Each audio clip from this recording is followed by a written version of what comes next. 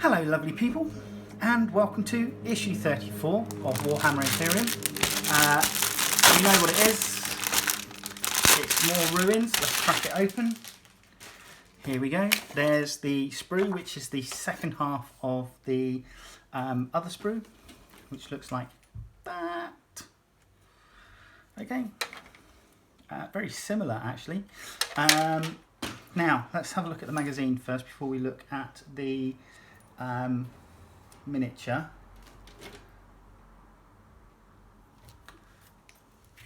Put that to one side. And what have we got? The Imperial Fist chapter. So, Sons of Dawn, building and painting terrain, and a terrain heavy mission. Okay. Legio Cybernetica for our red section. Excellent. So this Castellan robots there. They look really cool, I must admit. They're very they kind of remind me of like 1950s sci-fi horror robots in their aesthetic. I don't know what anybody else thinks. Let me know in the comments below. Sons of Dawn, Imperial Fists. So the Defenders of Terra. And the boys that got wiped out in the great orc escapades in M32 or M33, I can't remember now. I did read the whole I Am Slaughter series. War of the Beast, was it? I can't remember. I did read the whole lot, but that was a few years ago now. So yeah, so instructions on how to build this. And again, we've got a main ruin section with a floor, and then we have a smaller L-shaped section without a floor. And again, we're painting it white by the look of it, with red accents, Mephiston red accents, and Abaddon black, Corax white, Drybrush after... Have I missed a page? No, I haven't missed a page. Oh, yeah, I've missed a bit. And then we're going to wash it in non-oil. Then we're going to Abaddon black the Cog Mechanicus, and then Drybrush the Corax white. I'm possibly going to go down another route for this. Possibly to try and keep it in line with the scenery that I've already started painting. So that it all remains basically the same. But yeah, there you go. That's how we're doing it. We've got some lead belcher accents and some other bits and pieces. So this is the final gallery.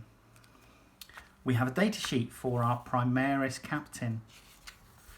And notice that he is data sheet 04. So I'm assuming that data sheets 1 and 2 will be Bobby G himself, followed by Marnius Calgar. I'm not too sure who 3 would be. Maybe Marnius Calgar's bodyguard? Not sure.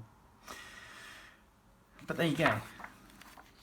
Maximising auras. So information on using auras. So an aura is kind of like a buff. If you've got troops within a certain distance of a certain character, then that character's aura may stop them from fleeing. You know, they don't flee if they fail morale and stuff like that. So that's what auras do. We're then coming into core rules again. We've got transports here. Disembark, aircraft. Great picture of a... is it a Necron Doom Scythe? Do they call that? Aircraft engagement range. Psychic phase. So we're getting quite a few pages here of the core rules. And then we get another scout mission, behind enemy lines. The Necrons have overrun large portions of Xiphos' surface, enslaving and experimenting upon captured humans to further their own nefarious goals. The Imperium's generals have ordered a series of attacks on these Necron positions aimed at disrupting the Zeniths' work and removing their cursed technology from the moon's crust. Striking deep behind enemy lines, the Imperium will face stern resistance from Necron legions. Necron Overlord, repel the assault. Preoccupied with the ongoing assault on Sifil's batteries and fortresses, the Overlord has been caught off guard by the Imperial assault. He must rally his legions and ensure the freshly constructed network of obsidian teleportation devices and shield generators remain standard. Sabotage, Primaris Captain. Imperial forces must breach the Necron lines and sow as much destruction as possible before the aliens can react. If they can seize the Necron construction sites for long enough, they will be able to set explosive charges and bring down the ominous obsidian obelisks the Xenos have begun to construct. So, scout mission, refer to rules reference, mission briefing. In the heart of the Necron's newly seized territory, a Space Marine strike force seeks to sabotage a Xenos construction and land a telling blow upon the alien invader. Forces in play: Necrons, 1 Overlord, 10 Necron Warriors, 5 Immortals, Ultramarines, 1 Primaris Captain, 5 Assault Intercessors and 5 Assault Intercessors.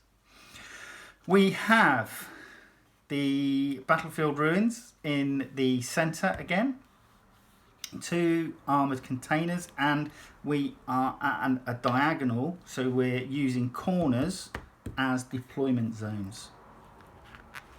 So there you go. Right, so to sum up and look forward to, we have the Tech Priest engines here in issue 35 and the first of our Necron Tomb Blades. So that's great. I like that. I can't remember what else we get in 37 and 38. I've got it written down somewhere, but I can't remember. Let's bring you down. Let's have a look at this sprue. Right, come on, down you come.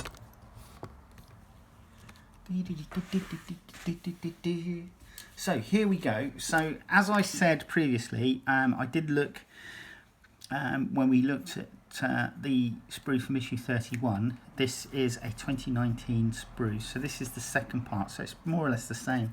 There's just obviously differences in size and structure, etc. But yeah, they're more or less the same, so you could, if you so wished, do different things with them, I'm sure.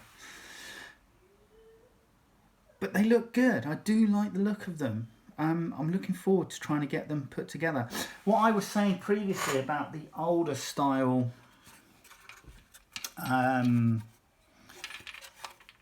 ruined buildings that they did. So you got a kit, and each of these sections is a section. So you had complete sections, but also you had ruined sections. So you could make a ruin, but the kits were flexible enough so that if you wanted to make just a complete building with a roof, you could do, and you could have these little parapet edges on it. You had these great doors. 2 of the kits came with massive doors like this. You could literally cut out the section here where the door would be to make it open, or you could leave it in. I think this one had a really nice double-headed Aquila as part of the 2-piece door. And then you had, these came in strips, so it would be more or less just a single strip wide, and you'd like that have 2, 3 or 4, and you just cut what you wanted and glued them together to make a roof. I miss that modularity, that was the word I was looking for. I miss that modularity on these ruins, to be quite honest. These look great, I do love them. Miss these. Bring them back, please, GW. Just like once a year, do them as a special order thing. Anyway, come back, and what I will do is I will do a quick paint job for these ruins. Alright, I'll see you in a sec. Let's put some paint on this scenery piece, shall we? So all I've done is I've sprayed it with a black spray. I've just used a cheap spray that I got from Lidl. It was $3.99. It was cast paint spray, suitable for plastics, metals, etc. So, and I think it's given reasonably good coverage. I'm not too fussed about how well it's gone on, simply because this is just going to be rough and ready dry brushing. So I'm starting off with Mechanica Standard Grey, and then using Rust Grey, and then using Ulthwan Grey. for my basic ruins, and then I'll just use a little bit of lead belcher in the doors and vents and window frames. So starting off,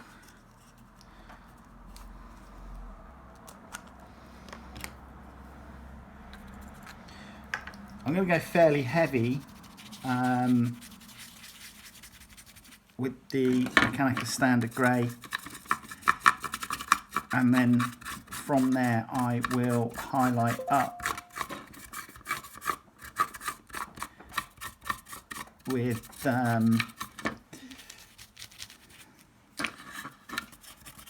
the other two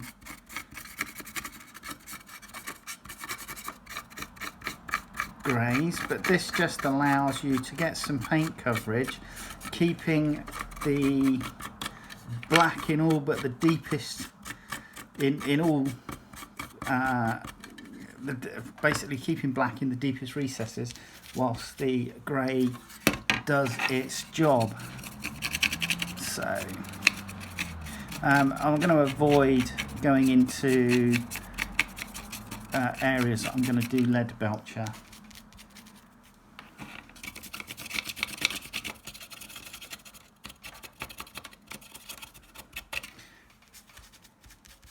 But this is it. It's just going to allow you to get this quickly and, you know, without looking too shabby, onto the battlefield. The underneath of the floor I'm not too fussed about, because we're not actually looking at that. Once I have gone over with the Mechanica Standard Grey, I'm not even going to bother cleaning the brush out. I'm just coming straight in with the Rust Grey.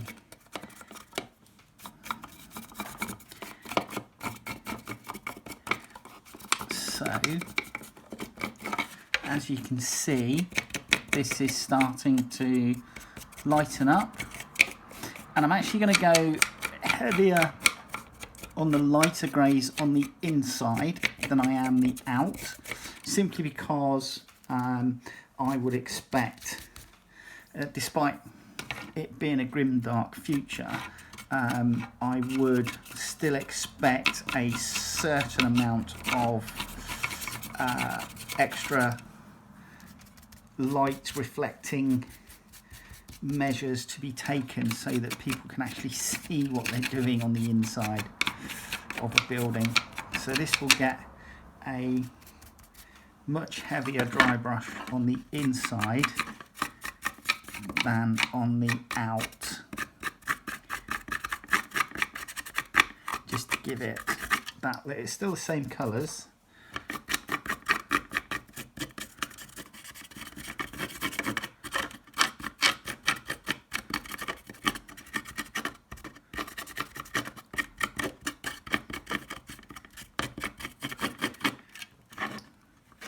as you can see, we're doing that on the inside, and on the outside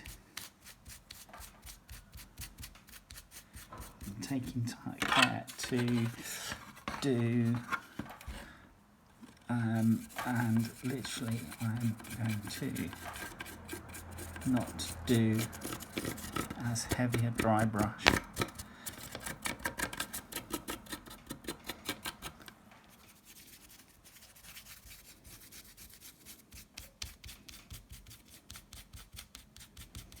Okay, so lightest dry brush now, and on the outside I'm just going to go in one direction,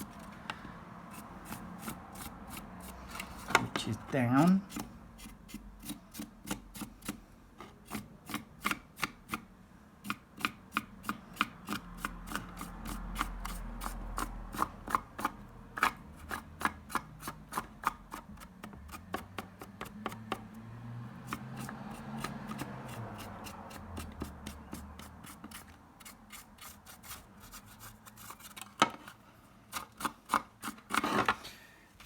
And again, I just have not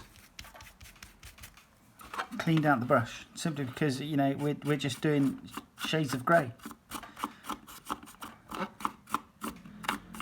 And that's all we're doing.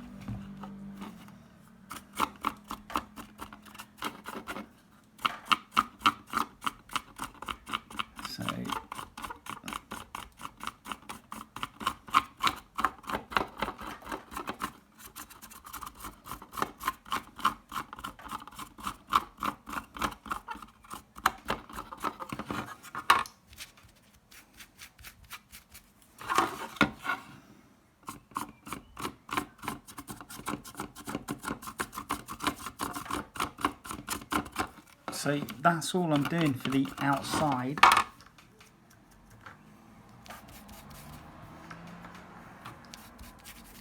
And that's all that's going to happen, basically. Just going in one direction, downwards. Now, on the inside though, it's going to be a different matter, and I am going to make a much heavier dry brush on the inside. As I say, but again,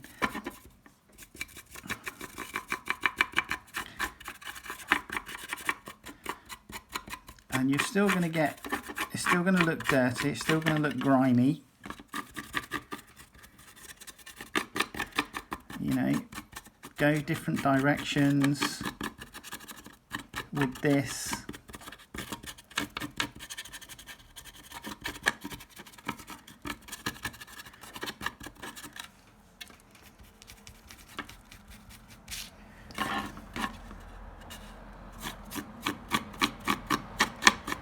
And Ulthuan Grey, it looks like it might be white, but it's not. It's not white at all. It's a very pale grey.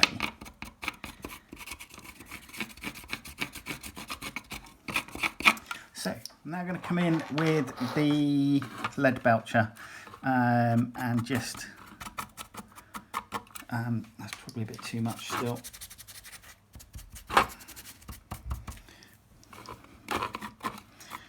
But just going over things like this expansion tank here, the cog mechanicus here. You know, I'm not being particularly tidy with it.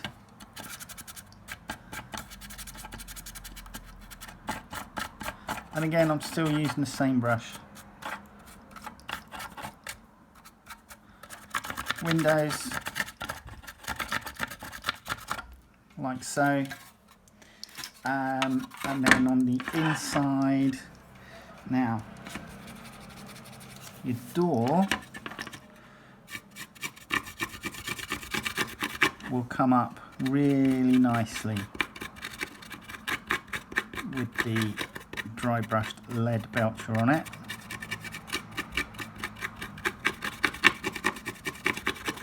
Like so. And we can just say maybe do the inside of that bit, and we've got the inside of this, which is the opposite side of the cog mechanicus on the outside there. And then we've got the extraction fan and the window here, and these are the only bits I'm going to lead belcher, to be quite honest.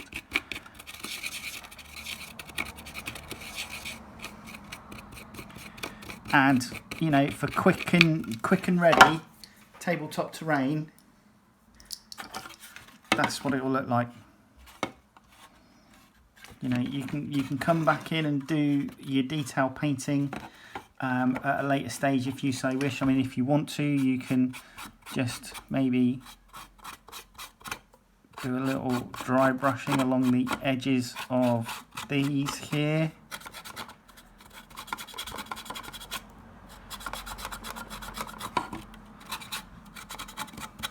Like that, you know, it's up to you, but if you just want to get terrain, you know, with a little bit of colour on it onto the tabletop, that's a really quick and easy method to go through. I'm not entirely sure. I got the sneaking impression that we do get additional terrain. Let's call up the photo. Right, so collect all of this. Now I'm looking at this and we have 1, 2, 3, 4, 5, 6, 7. 7 of the main pieces, 8. Yeah, there's the 8. So I think we get this twice. This scenery set. So we'll get another. I think we'll get another 2 issues. Looking at the magazine, as I say, we've got 1, 2, 3, 4 large pieces like this, and then we've got the 4 smaller pieces as well. So I think we'll get this again. And when we do, I'll go over some of the things that we can do for fine detailing, adding in extra detail and a bit of extra colour with regards to this particular type of scenery. Alright, I'll see you in the next video. Take care. Bye bye.